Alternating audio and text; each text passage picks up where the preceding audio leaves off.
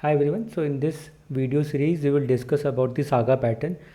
So this is a transactional pattern which basically takes place between any two services in case of there is a microservice architecture, or it can be a monolith system.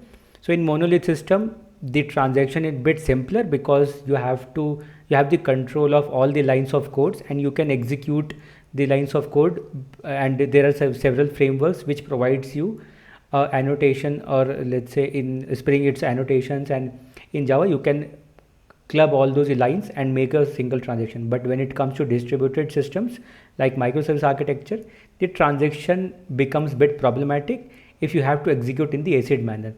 So there are some patterns which we will discuss in this video series. There are other patterns also like 2PC and 3PC.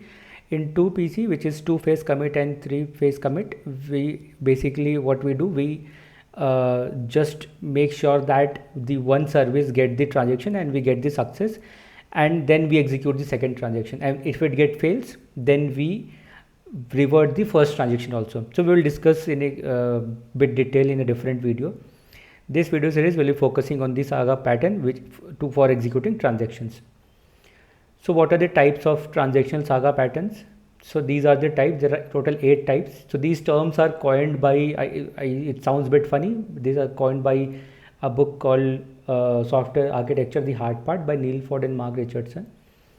So these epic saga, phone tag saga, fairy tale saga, these are all the types. We'll discuss one by one.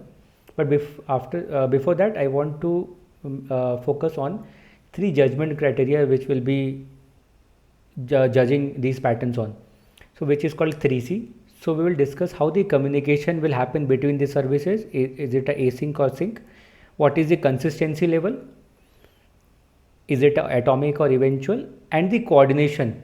The coordination can be orchestrated or choreography. So before moving on to the next video, I want to just briefly summarize on the coordination part. I suppose most of you will know the communication and consistency part. So I will just focus on the coordination part. So first is the orchestrated. So in the orchestrated scenario, what we do is that there is always one orchestrator which is orchestrating the transaction. This is the single brain which is maintaining the coordination between all these services. So for example, we have a order service and we have a inventory service, payment service, and logistics service.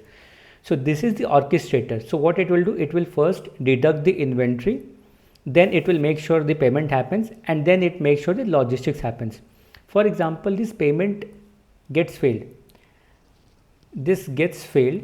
So this is the job of order service to revert the transaction in the inventory also, because if it is not executing the compensating transaction, then my data will become into inconsistent state.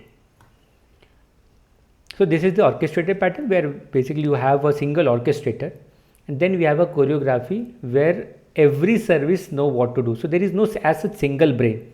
So let's say in the above example, if we have to execute the same transaction in the same service but in the choreographic manner, so what it will do, order sends a notification to a queue that okay, order has been placed,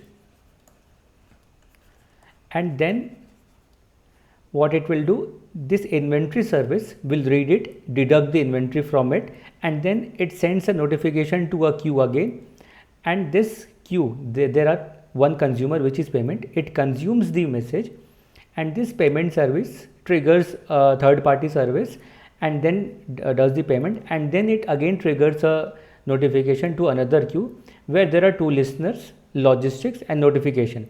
Both are the consumer, both will consume the notification and they will do their own job.